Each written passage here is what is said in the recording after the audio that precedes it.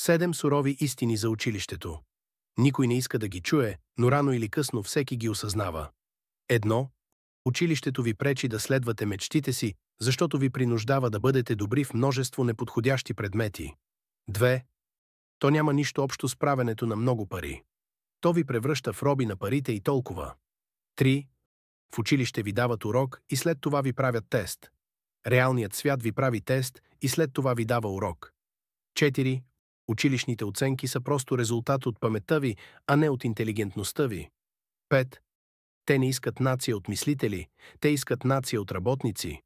6.